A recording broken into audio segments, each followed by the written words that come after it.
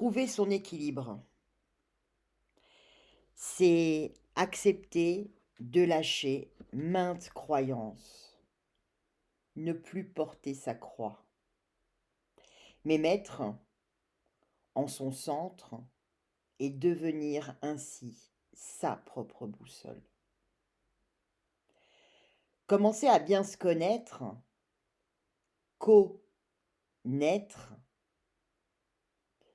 c'est équilibrer ses polarités intérieures qui peuvent se vivre sur tous les niveaux de conscience. Mais quelles sont ces polarités? Nous allons voir ça. Imaginez intérieurement 4 pôles, 4 forces qui vous composent et une croix dont vous êtes le centre. En fonction de ce qui se passe en vous, votre énergie emprunte une des branches. Ces polarités ne s'opposent pas, elles se complètent. Cependant, certaines ont une prédominance dans nos comportements. Tout l'objectif est d'être profondément équilibré et conscient de ce qui s'exprime. Ainsi, chacun de nous doit apprendre à écouter ses appels intérieurs.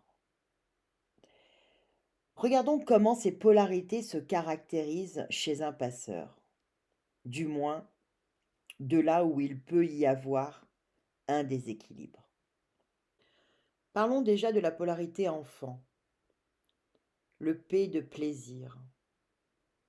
Nous avons en nous la polarité enfant qui nous relie à nos rêves, au plaisir et à la liberté d'être. C'est ce qui est connu sous l'appellation enfant intérieur. Elle se définit par la créativité, qui est la capacité à imaginer en se détachant de la pensée collective, à inventer des solutions originales, ou encore à s'exprimer en créant des œuvres d'art. Elle se définit aussi par la liberté. L'enfant pose des choix sans s'imposer de contraintes personnelles ou externes, réelles ou imaginaires. Et puis elle se définit aussi par le plaisir et la spontanéité. Un état à une sensation agréable ou à la satisfaction d'un besoin ou d'un désir. Souvent, au fil de notre périple, nous oublions cette part qui pourtant nous fait tant vibrer et nous ramène avec bonheur à l'instant présent. Se relier à son enfant intérieur est primordial pour revenir à nos sens, à la beauté de l'instant, au plaisir d'être, de découvrir, de rêver pour créer, avec délice et développer des capacités, des qualités indispensables, l'émerveillement et la gratitude. Pour pouvoir aussi être dans l'appréciation de ce que nous offre l'expérience, profondément vivant et en harmonie avec ce qui est. Chez bon nombre de passeurs, cette polarité a été très tôt mise en arrière-plan. Non pas qu'ils ne sachent pas s'amuser, aimer, profiter de la vie et surtout rire, mais simplement parce qu'ils préfèrent rester en sécurité et ne pas être trop remarqués. Ils ont donc rejoint avant l'heure un monde plus adulte, sans enfantillage, qui parfois les ennuyait, un petit peu et terriblement même. C'est une véritable caractéristique, car très tôt, la vie va les amener à mûrir en les plaçant face à des expériences assez délicates, les poussant ainsi à développer le sentiment de devoir, être fort, être présent pour ceux qui souffrent. N'oubliez pas, quand nous en avons parlé, du syndrome du sauveur. Poussé également par le besoin d'être reconnu comme normal, entre guillemets, le passeur va développer ses capacités d'adaptabilité en fonction des environnements dans lesquels il se trouve, avec l'envie que l'on le prenne au sérieux. Le voilà donc mature et réfléchi, et non pas loufoque avec des visions non tangibles. Lâcher le côté adulte sera parfois long, car entièrement préoccupé d'agir, il oubliera souvent son propre plaisir, ses propres envies, ses propres besoins. Il pourra même en arriver à se demander, mais quels sont mes besoins? Comment puis-je me faire plaisir vraiment? J'entends ici plaisir dans le sens plaisir d'être, de vivre, non pas pour les autres, mais bien pour soi. Pour nourrir le soi pleinement et retrouver sa passion intentionnée, celle de son âme par-delà le voile. Une autre polarité, une autre de nos polarités, est la polarité adulte, le P de perfectionnisme. Lorsqu'elle est équilibrée, cette polarité nous apporte la structure. L'adulte planifie, organise et construit dans la durée. Il se centre sur l'essentiel en écartant l'accessoire. Il procure l'engagement. Il pose des actions concrètes dans la durée, en cohérence avec ses propos et ses valeurs. Et puis il y a aussi la responsabilité. On assume ses décisions et ses actions sans chercher de coupable, ni d'excuses, ni de se plaindre. Pour un passeur, le devoir et le respect de la règle sont très tôt très présents, afin de se fondre dans une certaine normalité, de faire sa place et d'être reconnu.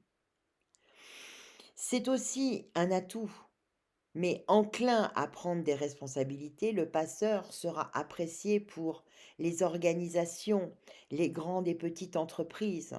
Il sera le parfait ami, le soutien inconditionnel. Il ira même au-delà de ce qu'on lui demande, faisant corps avec les situations pour résoudre coûte que coûte les problèmes et remettre de l'harmonie là où elle fait défaut. Il le fera avec conviction, ardeur, voire trop d'implication. Le problème avec cette polarité adulte chez le passeur se trouve dans le trop. Rappelez-vous, un passeur doit être à la hauteur. Il faudra du temps pour qu'il accepte d'être son propre auteur. Que le H en lettres de hauteur ne le coupe pas de lui-même, la hache qui coupe, et qui ne coupe pas ses aspirations, pour que ce H qui vibre soit celui du H de l'harmonie. Cette exigence envers lui-même s'accompagne souvent d'une bonne dose de perfectionnisme. Alors, allons-y pour le couple perfectionnisme et procrastination. Le passeur pense, il faut faire parfaitement ce qu'on attend de moi. Notez la pression personnelle. Est-ce une aubaine pour ceux qui le côtoient? Oui, dans le sens où on peut compter sur un passeur. Mais cela veut dire aussi que vivre avec lui n'est pas de tout repos. Disons que la paix de l'esprit dans son quotidien n'est pas forcément évidente. Revenons à ce besoin de perfection, ou plutôt de ce père-affection. Un passeur a besoin d'être reconnu comme adulte responsable par une figure faisant autorité. Il va chercher cette validation et se comparer aux meilleurs, à ceux qui savent, les sachants. Une quête sans fin, puisqu'il y a toujours meilleur que soi. Et tant mieux, je dirais. Cette quête extérieure dure jusqu'à ce que la reconnaissance vienne de l'intérieur, jusqu'à ce que la méthode des petits pas devienne une route plus sûre en se fixant un objectif à la fois, en construisant petit à petit sans s'imposer d'atteindre tout de suite l'idéal ou la perfection, mais bien en commençant à œuvrer, à s'engager véritablement. L'engagement ne sera pas un problème tant que le chemin à parcourir répondra aux valeurs humaines du passeur. Mais l'engagement en soi est une toute autre affaire. Oser son propre projet et le réaliser dans la matière, donc consacrer du temps à ce qui le fait vibrer, peut lui paraître égoïste. Il y a tant à faire. Alors lorsque miraculeusement il y a un peu de temps disponible, vous pouvez être sûr qu'un passeur va s'engouffrer dans un dilemme. Comment utiliser parfaitement ce temps? Comment l'optimiser pour faire tout ce que je ne peux jamais faire? Le temps de planifier tout cela et il ne restera que le goût amer du temps perdu. Et le passeur se dira, vraiment, je n'ai jamais le temps. La problématique du plaisir s'accompagne souvent de procrastination, lorsqu'il lui faut faire quelque chose pour lui. Autant quand il agit pour l'autre, il est hors de question de défaillir ou de manquer à l'appel, autant lorsque c'est pour lui, il n'y a plus personne. Ouf, plus d'obligations enfin, se dit-il. Donc, je ne fais rien. Ah oui, le passeur et le temps. Nous y reviendrons plus tard. Une autre de nos polarités, et pas des moindres, est la polarité féminine, dite aussi le féminin sacré. Le P de patience. L'enjeu ici est de parvenir à accueillir le P de patience chahuté par l'agitation mentale. Lorsqu'elle est équilibrée, cette polarité permet la contemplation. Le féminin observe dans le silence d'un esprit apaisé tant le monde intérieur que le monde extérieur. Il s'absorbe de la réflexion ou de la méditation. Elle permet aussi la réceptivité. Le féminin possède la capacité à accueillir, à écouter, à recevoir, mais aussi à ressentir les éléments subtils, tant à l'intérieur de lui-même que dans le monde visible ou de l'invisible. Et elle permet aussi le ralentissement. Le féminin prend son temps, le ralentit, voire le suspend. Ce féminin réussit à prendre du recul pour ne pas réagir avec impulsivité aux stimuli extérieurs et à être l'esclave de ses perceptions, à être l'esclave de ses sens. Chez un passeur, la réceptivité n'est pas un problème. Apprendre à ralentir et à contempler l'est un peu plus. Il y a comme une urgence à faire, comme s'il sentait qu'il doit accomplir quelque chose, le quoi reste un mystère, bien sûr, et bien sûr, il pense qu'il est toujours en retard. Contrairement aux autres, qui semblent plus ou moins savoir ce qu'ils doivent faire, les passeurs ont souvent l'impression d'être sourds et aveugles. Ce n'est pas le cas, bien entendu.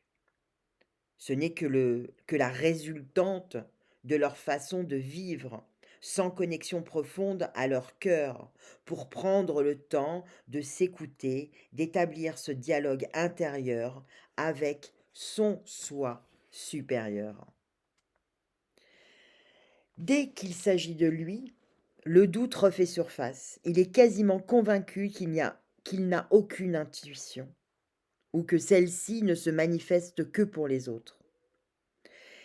Imaginez, lorsqu'un passeur maîtrise de mieux en mieux la méditation, qu'il fortifie son espace intérieur, qu'il apprend à faire taire son mental et qu'il se concentre dans la foi, la confiance, le respect de soi, l'amour et la paix de soi. Comment ne pas entendre la voix de sa propre voix? C'est dans cette guidance que j'ai particulièrement travaillé le développement de l'intuition pour ancrer, fortifier ces voies de connexion intérieure dans un espace sécurisant, bienveillant et empli de paix. Pour apprendre à sortir de tout ou rien, pour apprendre à se poser sans attente, juste dans l'intention d'accueillir la beauté de son âme intemporelle. C'est un premier pas pour faire grandir une réceptivité sereine.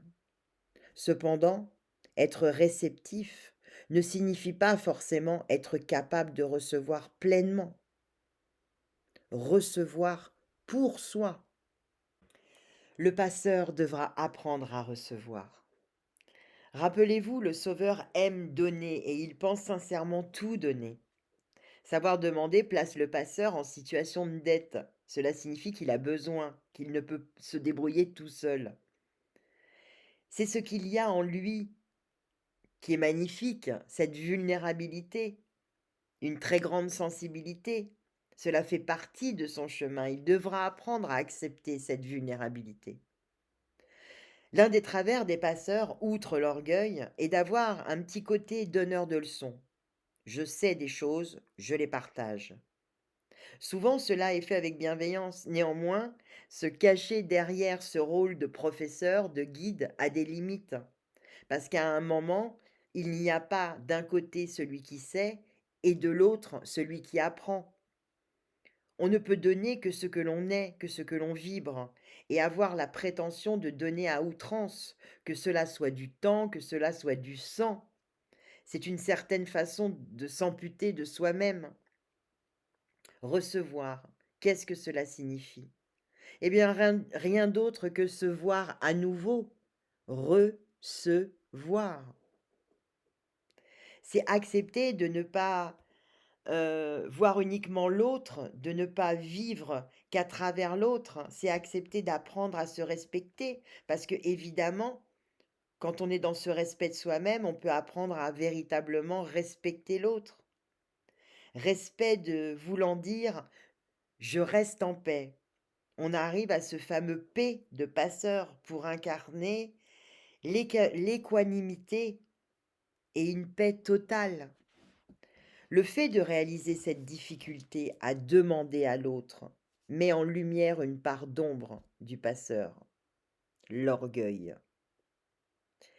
Demander est, à ses yeux, l'aveu d'un manque, manque de quelque chose, de ne pas tout savoir, de ne pas avoir tout anticipé ou tout compris, et résonne comme je ne suis pas complet, je ne suis pas tout. Un oubli passager qu'en réalité nous sommes la complétude elle-même. Cette prise de conscience pour réactiver la dévalorisation et la haine de soi qui ne pourront être accueillies que par un profond accueil de soi avec compassion et non complaisance, accueil de ses croyances à son propre sujet et des émotions qui en découlent par des actes de pardon, de ses propres condamnations qui maintiennent le cœur dans une souffrance et un non-respect de sa nature profonde. Travailler à accueillir, à observer les pensées dévastatrices issues de vieux programmes et à agir avec la bonté et la résilience de son cœur demande des efforts de confiance. L'effort n'étant pas une chose évidente pour le passeur. Nous y sommes tous soumis. Nous avons à apprendre à court-circuiter les automatismes du triangle inférieur.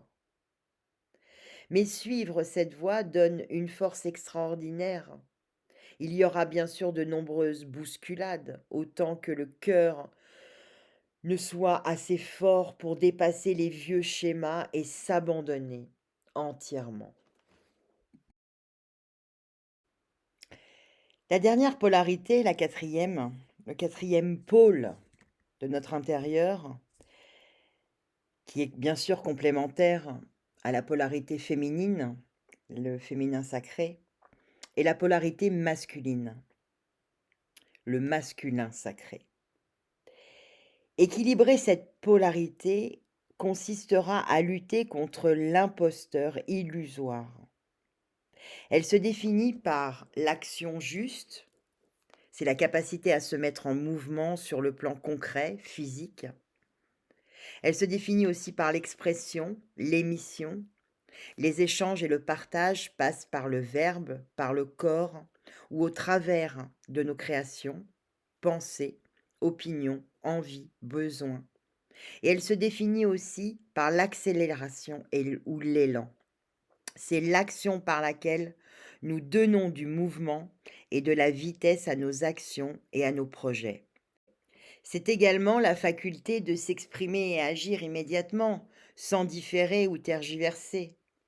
Nous l'avons vu, la procrastination peut survenir rapidement lorsqu'il s'agit de s'engager pour soi. Par ailleurs, la peur ne peut pas être à la hauteur et surtout de produire quelque chose qui ne touche pas l'idéal intérieur guette constamment le passeur. Tout cela va bloquer l'action libératrice. Et une des terreurs familières surgira de l'ombre, le spectre de l'imposteur. L'imposteur va servir d'excuse toute trouvée pour ne pas s'engager, agir et réaliser son potentiel. Nous revoilà dans le triangle infernal, empruntant cette fois le rôle de victime, où les vieilles croyances se mettent à agir comme des bourreaux déchaînés. Le qui suis-je va ressurgir et rugir de ce vide.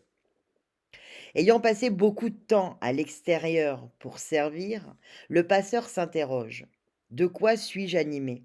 Quel est mon rêve? Mon besoin de réalisation? Et d'un seul coup, page blanche. En réalité, la réponse a été suggérée maintes fois par l'âme. Il suffit de regarder dans quel domaine vous avez encouragé les autres avec passion. Alors, ce vieux rêve, quel est-il? Souvent, nous en avons une petite idée, mais une vieille rengaine nous rattrape.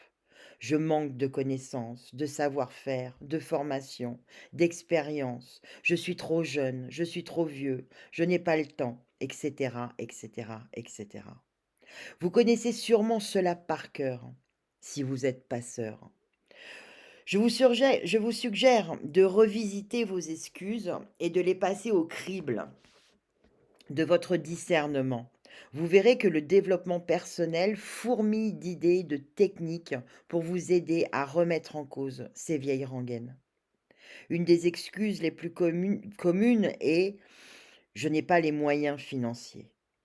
Alors, en route pour l'expérimentation de l'humilité, c'est une magnifique possibilité d'apprendre à demander. Une demande claire, sans marchandage, ni sous-entendu. Accepter de changer de regard sur son pouvoir personnel, le reconnaître, reconnaître sa part d'influence et l'assumer en âme et conscience. Cela signifie oser être à nu et donc être un à l'envers avec soi. Surmonter la peur de l'humiliation et du qu'en dira-t-on, cela signifie surtout accepter de ne plus juger continuellement, de ne plus se juger surtout continuellement et durement. Le passeur représentant la mission du Père est là pour faire travailler, se faire travailler et faire travailler les autres sur les notions de discernement et d'autonomie. C'est une des nombreuses fonctions d'un père, permettre d'apprendre et de s'autonomiser. Nous pourrions dire que le rôle du passeur est d'être un père et non pas une mère. Et il aura des difficultés avec ce côté mère et la capacité à prendre soin de lui. La grande problématique des passeurs, c'est l'identité, comme nous l'avons vu. Qu'est-ce qui leur appartient et qu'est-ce qui appartient aux autres? La vocation du passeur va être d'incarner complètement cette lettre P de passeur, associée au niveau psychologique à la notion du père.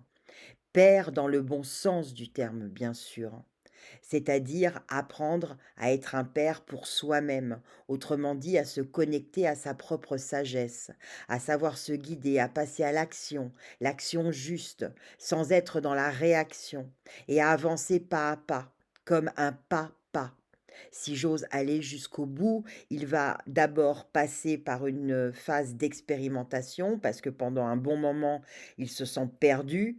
Perdu égale dette, comme nous l'avons vu tout à l'heure sur le père. Quand il lui faut chercher ce père en lui-même, se reconnecter à sa propre sagesse et à ses propres pairs, P-A-I-R-S, pairs, au sens large. Donc se reconnaître aussi dans une lignée et accepter cette reconnaissance de tout ce qu'il est, de tout ce qu'il vibre. Tout l'enjeu sera justement d'aller chercher en lui-même sa propre paix. Rester en paix quoi qu'il se passe, sans être affecté par tous les champs vibratoires ou par une mission particulière impliquant d'amener ceci ou cela ou de guérir. Réharmoniser les gens, les lieux, etc. Ainsi, les voies de guérison pour un passeur consisteront à travailler sur «j'apprends à être une bonne mère pour moi», à accepter d'aller définitivement reconnaître ma propre puissance pour pouvoir donner au plus juste. Savoir donner, cela veut dire savoir se donner à soi-même pour pouvoir donner de façon large et expansée au niveau de la conscience, ce qui implique de prendre l'engagement de se respecter, de se faire passer en premier, non par égoïsme, mais en se demandant: «Est-ce que je me respecte véritablement?» De là découle le respect de l'autre, mais aussi la grâce qui accompagnera le passeur sur son chemin, dans son travail intérieur, dès lors qu'il aura saisi à travers toutes les croyances limitantes l'importance de devenir un bon père et une bonne mère pour soi. Ils vont alors passer de M de maman à P de papa, au MP, moment présent. Là réside la voie principale, revenir au milieu, au centre, dans son propre centre, puisque leur fonction première est d'être, un point pour permettre aux autres de faire des passages. Ils vont apprendre pour eux-mêmes à venir se centrer au niveau du cœur de leur conscience et à travailler le moment présent. Ils vont apprendre à nouveau à respirer, à se déployer et ce mouvement de respiration, c'est le donner, recevoir. J'accueille à l'intérieur de moi, je me laisse imprégner et je redonne. Ils reviennent ainsi dans le mouvement de la vie à l'intérieur. Ils reviennent dans la lettre M, acceptant que cela monte, que cela descende, que la vie ne soit pas toujours parfaite à la hauteur, mais qu'il y ait des hauts et des bas. C'est aussi une harmonie. Il n'y a rien de figé. La vie est mouvement, faite de hauts et de bas. Je vous incite vivement à aller lire le Kybalion, qui est l'œuvre philosophique des sagesses égyptiennes et de la Grèce antique, qui parle des 7 lois cosmiques, des lois de l'univers, et qui permettront de vous faire réaliser à quel point la réunification de nos 4 pôles, mais entre autres la réunification du masculin sacré et du féminin sacré, impacte nos relations, impacte sur le dehors. Avant de terminer cette saga sur les passeurs d'âme, je voudrais vous parler de l'ego. Et entre autres, comment l'ego se joue d'un passeur. Je doute donc je suis. L'ego va s'organiser autour du doute permanent et risque de vous entraîner vers l'orgueil intellectuel. Il provoque un incessant aller-retour entre tout savoir et ne rien savoir, ce qui peut se traduire par une sorte de mécontentement indéfinissable. Cet état de critique permanent vous éloigne de votre foi en la source et en vous-même. La tentation du repli sur soi. L'ego pousse à se centrer sur soi, avec un regard négatif sur le monde et une tendance à la fierté qui isole, avec le risque d'envisager le monde comme une sphère purement hostile.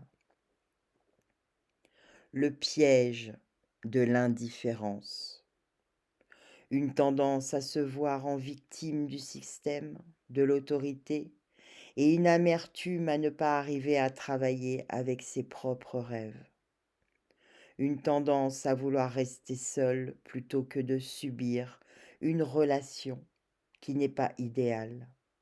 Cela implique un travail de fond sur vous-même, à la fois pour trouver votre authenticité, puis dans un second temps pour assumer votre rôle de passeur et transmettre aux jeunes générations. Il y a sûrement un juste milieu, bien sûr, à trouver. Par exemple, en stimulant votre côté créatif, votre sens de l'harmonie et du beau. Nous verrons cela plus loin car le développement de la conscience passe surtout par la réalisation intérieure. Le vrai travail est un travail de conscience pour évoluer dans notre humanité.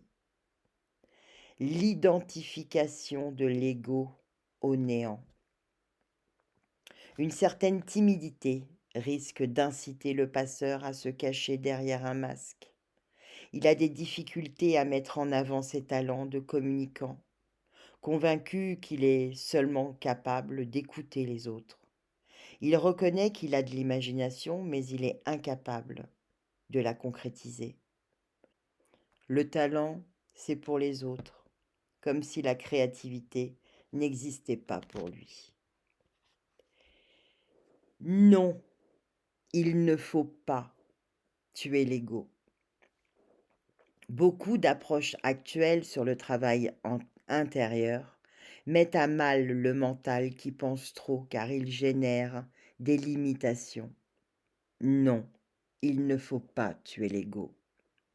Au niveau spirituel, le mental inférieur se fait silencieux pour accueillir et accroître notre réceptivité. C'est le mental supérieur qui est recherché pour son intelligence et son ouverture, pour permettre de choisir de nouveaux systèmes de pensée en conscience. Mais pour cela, il faut être capable de penser, et le plus clairement possible. Sinon, cela nous ramène aux émotions primaires, instinctives. La faculté de penser est un cadeau exquis. Il est impératif de la développer par des disciplines demandant réflexion, concentration et attention. Tout ce qui permet de travailler l'agilité du mental, et cela à travers un développement équilibré de nos deux hémisphères. Logique, raison et artistique, créativité. Beaucoup de personnes sont polarisées plus émotionnellement, cerveau droit, ou plus rationnellement, cerveau gauche, comme la dualité.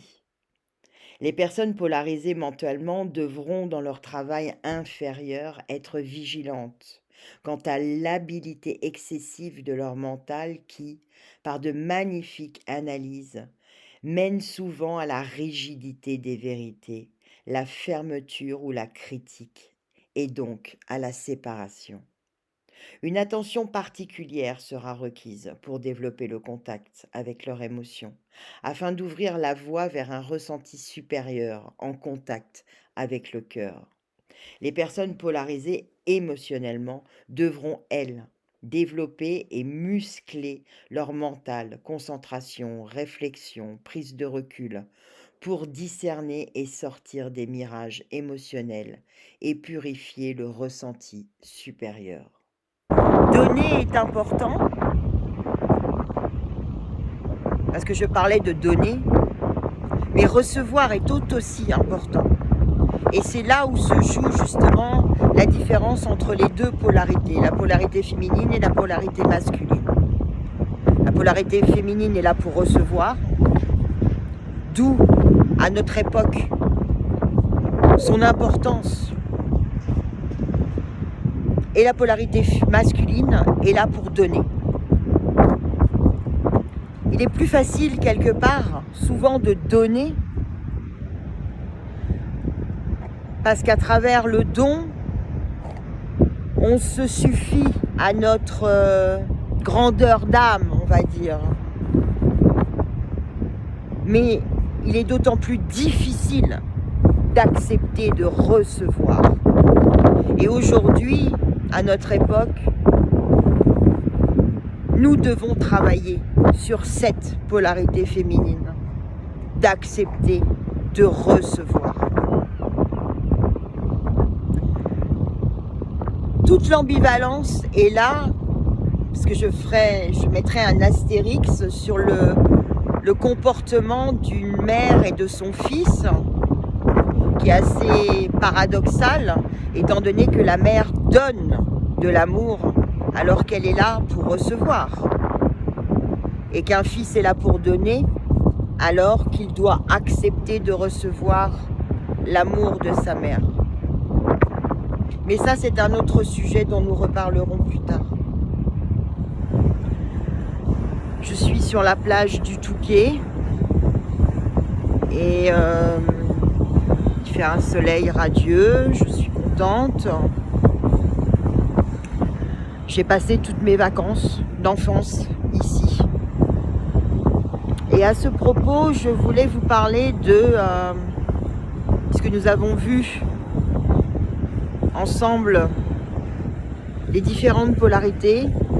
Je voulais vous parler de la nostalgie d'ailleurs, qui touche le passeur d'âme. La nostalgie d'ailleurs, c'est se souvenir de tout l'amour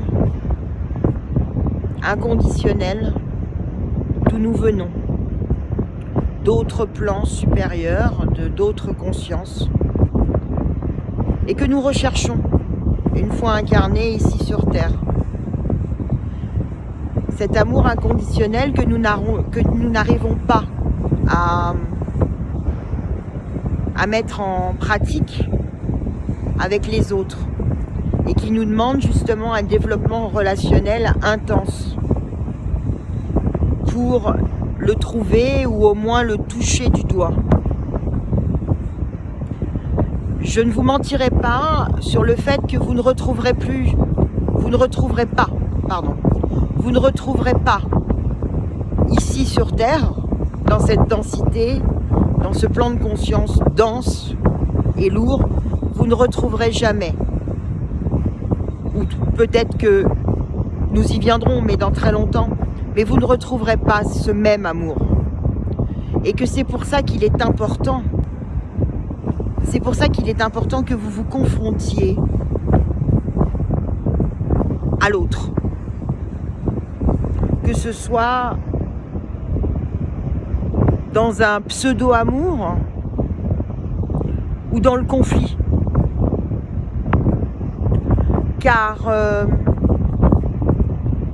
le conflit est aussi important que l'amour que vous pouvez donner à l'autre. Car il vous montre les parties de vous-même qui sont à travailler.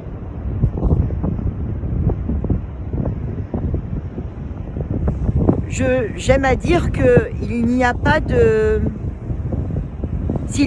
friction, notre vie n'est que fiction. À travers l'amour, mais aussi à travers le conflit, nous travaillons sur nous-mêmes. Et c'est très important, car nous sommes dans ce monde de dualité. La dualité, que ce soit dans un sens ou dans l'autre, est nécessaire à la compréhension de chacun d'entre nous. Et je voulais aussi vous parler par rapport à ça, à la danse des polarités. La polarité féminine, mais aussi la polarité masculine. Ces deux polarités sacrées que nous avons besoin de travailler, et surtout en tant que passeur, pour être alignés. Soit vous êtes de prédominance quand vous naissez yin, donc vous êtes plus axé sur la partie Elohim, la partie du haut, la partie cosmique, soit vous êtes à prédominance masculine, de polarité masculine, la partie du bas, la partie adamique, la partie du champ tellurique. Mais nous avons les deux en nous. Et donc on nous demande de travailler celle qui nous fait défaut, pour pouvoir justement, dans cette danse, trouver une harmonie entre le féminin et le masculin. La partie qui protège d'une mère, la partie féminine, et la partie masculine, celle qui sécurise, qui met en sécurité. Donc voilà, je voulais vous faire part de cela.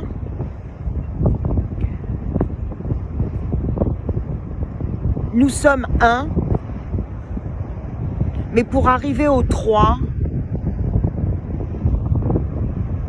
de la Trinité, de l'âme, de l'esprit et du corps, nous avons besoin de passer par le 2, c'est-à-dire ce relationnel, cet échange relationnel qui fait que nous apprenons de nous. Donc, ici, je voulais vraiment appuyer sur le fait que mettons-nous vraiment en relation les uns et les autres pour suivre notre voie. Vous avez des outils en main, beaucoup d'outils. Mais à partir du moment où l'outil devient la voie, ce n'est plus votre voie. Et je voulais vraiment que vous compreniez ça. Et ça s'appelle la dépendance, quel que soit l'outil. L'autre peut vous servir d'outil aussi dans la relation. Mais si vous êtes dépendant de l'autre, ça n'est plus votre voie. C'est la voie de l'autre. Donc voilà, je voulais vous parler de tout ça. Je vous fais des gros bisous.